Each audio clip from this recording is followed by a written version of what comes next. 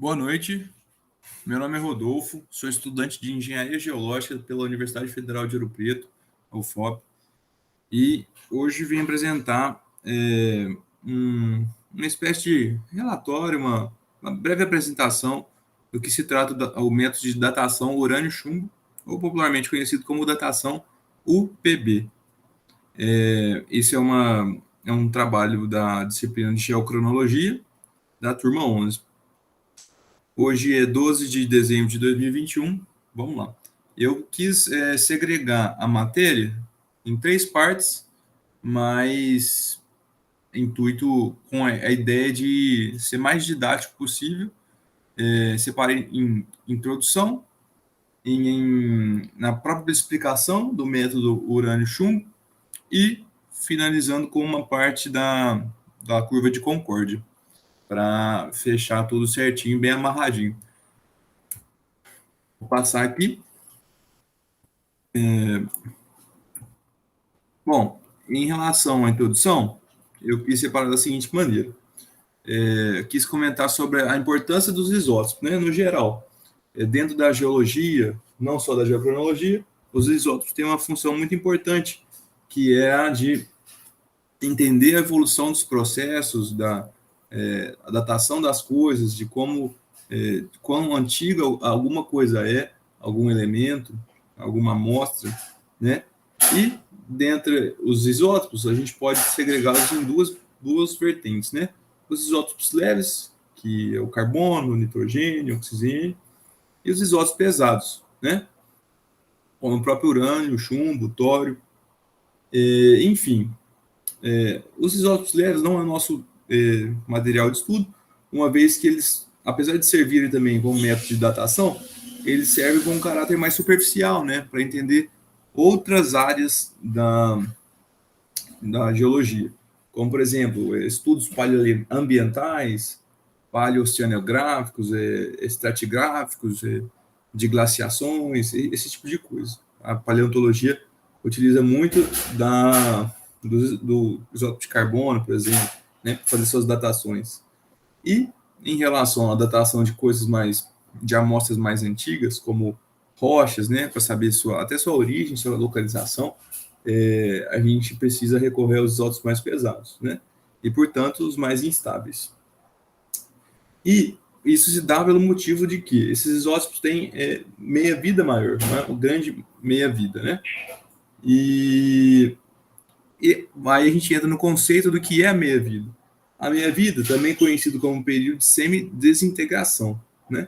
Que é o tempo, que é a metade do número dos átomos de isótopo radioativo para se desintegrar. Ou seja, cada material, cada isótopo, ele tem uma meia-vida, né? Uma duração, um período aí em que vai se reduzindo, né, pela metade, até que se desintegre, né? A tendência é que nunca ele vai se desintegrar totalmente, mas sempre vai reduzir a um ponto que vai estar quase nulo, mais próximo de zero, né? E aí a gente consegue também, através dos isótopos, só para ter uma noção do tamanho da importância desses isótopos, né, dentro da geocronologia, ter uma localização estimada de rochas. Então, a gente consegue trabalhar a origem desses materiais através desses isótopos instáveis. Por exemplo, um granito. A gente consegue identificar se um granito tem uma origem mantélica, né? Caso o material magmático tenha sido cristalizado, né, e saiu do manto, ou se ele teve sua origem através de uma contaminação crustal. A gente tem esse poder também. E aí, passando para uma segunda etapa, né, que é a datação de urânio-chumbo, a gente consegue as seguintes informações, né? Em relação à datação, a gente precisa de alguns pré-requisitos na nossa amostra para que ele seja mais coesa e não tenha margem de erro. No caso do urânio-chumbo, a gente precisa de um material, né, que o material que seja consultado não tenha a sua composição natural, ou chumbo, né? E um material muito utilizado para isso é o próprio zircão, que por ser um silicato de zircônio, né, do grupo dos neosilicatos, ele é também de cadeia simples, que cristaliza no sistema tetragonal. Isso é muito importante, porque quando ele é olhado em lâmina, vai apresentar um relevo alto, né, uma característica do mineral, incolor e com alguns pontos, né, pequenos, castanho claro, com uma distinção paralela. Essa distinção paralela só é possível por seu sistema ser tetragonal, seu sistema cristalino ser tetragonal. E aí a gente consegue entrar mais no que é a datação propriamente dita, né? A datação, eu fiz um breve roteirinho aqui, vou ler ele. A datação com chumbo de urânio, né, abreviado como UPB, é um dos mais antigos refinados esquemas de datação radiométrica. Ela pode ser utilizada para datar rochas que se formaram e cristalizaram de cerca de 1 milhão de anos atrás a mais de 4,5 bilhões de anos atrás. Então, é um gap muito grande, né? É um leque de opções muito grande. E aí, a sua precisão é na faixa de 0,1%. E aí, como comentei anteriormente, esse método geralmente é associado com o zircão, né?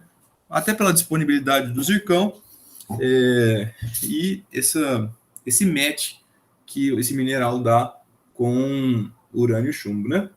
Esse mineral, o zircão, ele incorpora os átomos do urânio e do tório na sua estrutura cristalina, mas rejeita fortemente o chumbo ao se formar. Ou seja, ele cumpre o nosso pré-requisito.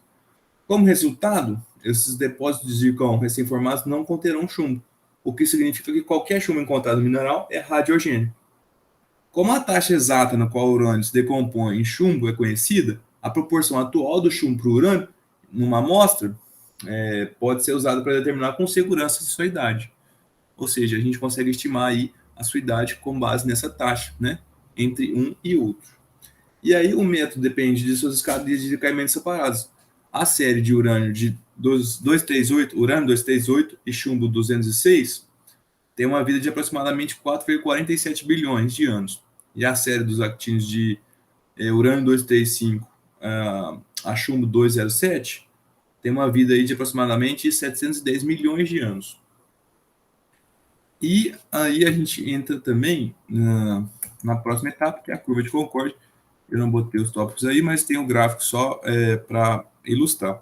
Eu vou passar rapidamente uma breve análise, né? Não do gráfico, mas do que se trata, né? Essa curva. Mas basicamente ela vai determinar a idade, né? E aí é o seguinte, né? Através dos cálculos que a gente faz das equações, né, de decaimento do urânio e chumbo nas amostras, é possível traçar essas idades. São essas idades concordantes, traçadas numa série de intervalos de tempo que resultam nessa curva de Concorde, né? Essa curva em preto aqui, ó, com esses pontinhos em azul. E aí, a perda, né, ou vazamento de chumbo da amostra vai resultar numa discrepância nas idades determinadas por cada esquema de decaimento. Se uma série de amostras de zircão tiver perdido quantidade suficiente de chumbo, as amostras geram uma linha discordante, que é essa, que não tem o caso, né? A interceptação superior da concorde e a linha de discordância vão refletir a idade original de formação, enquanto a interceptação inferior, que é essa aqui, vai refletir a idade do evento que levou ao comportamento do sistema aberto e, portanto, a perda de chumbo. Aqui. E aí, o zircão que não for determinado, não for danificado, ele vai reter o chumbo gerado, né, pelo decaimento radioativo do urânio e do tório até altas temperaturas, né, entre ali 850 graus, 900 graus Celsius. E embora os danos por radiação acumulados dentro da zona do urânio pode baixar substancialmente essa temperatura. O zircão é muito inerte quimicamente e resistente a intempéries mecânicas, né? Isso é uma coisa muito positiva para os geocronologistas, né? Já que as zonas ou mesmo os cristais inteiros podem sobreviver ao derretimento da sua rocha matriz, né? Com a idade original de chumbo de urânio intacto. E os cristais de zircão, é uma coisa interessante até, com essas histórias prolongadas, eles podem até determinar de acordo com a sua estrutura, né? Então, por exemplo, a parte mais superficial do zircão, geralmente não, né? Via de regra, ele é a mais antiga.